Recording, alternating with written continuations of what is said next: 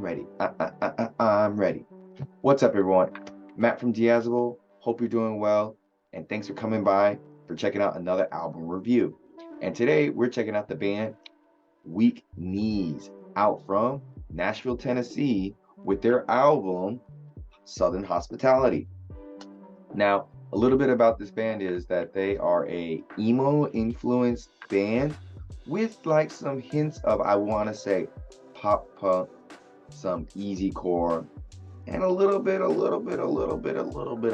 hardcore in it here and there, if you can believe that. It's it's there. Yeah, and a little bit about this, how I got introduced to this band. Recently I reviewed Candy and Akulu because they were coming to Korea and playing some shows. And at the show I met a nice fellow named William.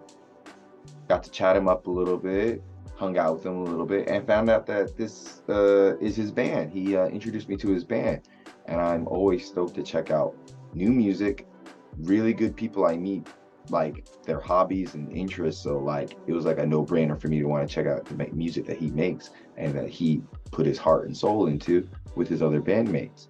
So I'm really excited to check out this album from weekknees. So with that out the way, let's take this journey, guys. Yay. Richu. I think I'm saying that right. Please let me know, guys, if you're watching this, if I said it wrong.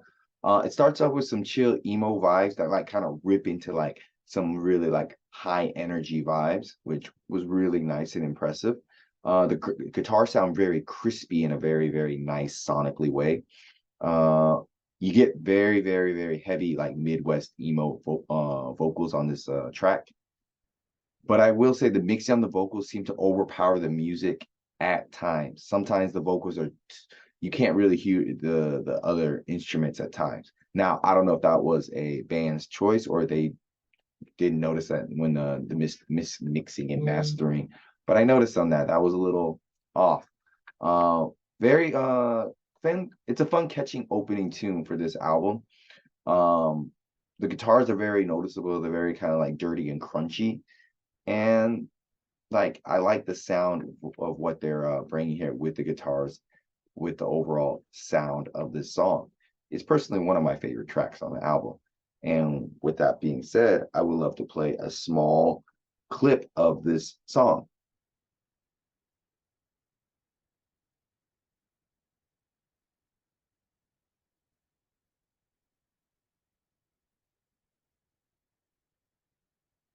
Sorry, technical difficulties. I wasn't set up. But I'm feeling more than a little conflicted about it.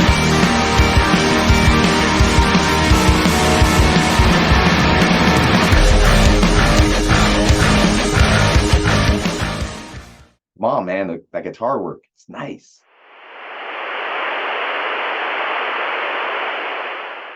Hey guys, trying to do something with my life. Then we have the song Bud the Wiser. Again, another song with like a chill opening sound to it with some washed out vocals. When the instruments fully come in with the vocals, it's very high on this track. The bass is very laid well in the mix. It sounds hella thick, like oatmeal molasses thick. Nice. This is more, has a bit of a more of a pop punk sound to it, especially towards the chorus of the song, I feel. Reminds me a little bit of Boys Like Girls, We the Kings. Like this song and this band would fit perfectly in like that mid 2000s, 2007 to 2010 Warped Tour band vibe for sure. Um, Most stellar part of the song, the bass, but overall it's a fine track to me. Nothing bad, nothing good. It's all right. And then we got this interesting track called Dirty Chai. And the thing that just really caught my attention was the vocals.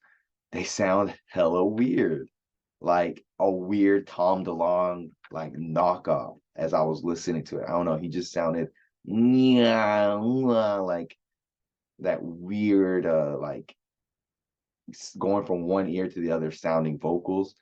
To me, it was each. I don't know if they were trying to infuse a lot more country into this track. That's just my observations. I feel. I mean, comment down below if I'm wrong.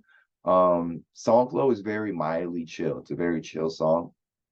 but these vocals are really funny to me. Like he's singing, like it's really funny, but I'm noticing I feel like he's singing with a lot of passion and a lot of deep emotions. Like it's coming from a very good place within him, which is really nice.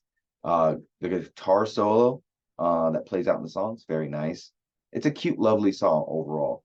And the production on this track is really good. Like as much as like I feel like the vocals are weird, but they're coming from a really good place. So I think it makes the song better and very unique in a way, which makes me want to play a small clip of it.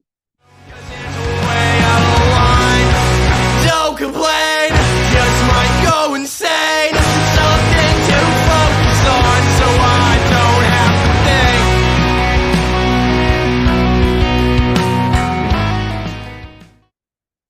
Like something about the vocals on this track, he seems sad for some odd reason, and I like it. Then we go into the heavier sounding track, Seth Rogen Stack. It's like I said, it's a heavier sounding track compared to the last track with the like guitar work. It sounds very generic rock song for the first half of the song, like they're just playing rock music, yeah. And then they bring in some heavy screams and chuggy guitars in like the second half. I'm like, whoa, okay, guys, we're doing that, cool. It's got a like nice like light like bounciness to it, like it makes you want to move when you hear it. And it kind of has like a fun breakdown at the end of the song. So this is like when I was like that hardcore influence definitely infiltrated into this band a bit. So yeah. And then we have Not, the ending song, and it gives me like a slow country style song. It's a bit of a slow burn of a song. And I will say that honestly, his vocals sound really bad here, but not in a charming way. It just he doesn't sound sonically good. Like he sounds really strained. Like he's like forcing his vocals really hard. But towards like I would say like how this song is and how it ends on this EP, like it really it's a nice way to play out the EP, I think. And then towards the end of the song, they bring like this whole band comes in all together and it sounds pretty good. I don't know, I was getting vibes of like listening to the song while driving through the like the Tennessee like countryside and just vibing through. And yeah, it just makes me feel like it's a strong like Tennessee like song in a weird way. And again, like his vocals were kind of hard to hear in the mix, I think a bit. So overall, a lot of the vocal performance on this track was hard for me to get past it and think much of it. Now that was my review of the Southern Hospitality from the band weekknees.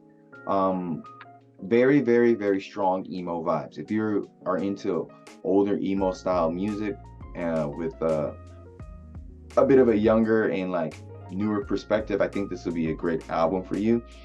Very various vocal ranges from screams to light stuff like light singing to like calm like stoic voice reading, I guess you could say. That was a really weird description, but like what I'm trying to say is there's a lot of variety in terms of the vocal performances. If when you can hear it through the production, because sometimes the production on the vocals seem a little bit either too loud or not loud enough. It's a little bit mixed up. But overall, with the instrumentation, guitars sounding nice and crunchy and very fun throughout this EP. Bass is laid throughout the mix pretty well through most of the songs and everything, and is very prominent. Percussions have some moments of like hard to being heard, but overall they sound pretty good most of the time. And I think the overall biggest issue I had with this album is a lot of the production value and production choices. But it's still a fairly good album from these, I think, pretty good musicians from what I've seen. This is their second full release. They had an album before, and this is their new EP, so eventually I'll go back and check out their old stuff. But I thoroughly enjoyed this album. It's a pretty good album. So with that being said, I want to give these guys in weekknees, Southern Hospitality, a nice 7.5 out of 10. Very strong on that. So yeah, weekknees, Southern Hospitality, links down below. Check them out. Support your local scene. I always say it, forever and ever. And yeah, thanks for coming by. There should be some videos coming up, other recommendations. Watch, like, comment. Tell me how I'm doing. Love you guys. Bye.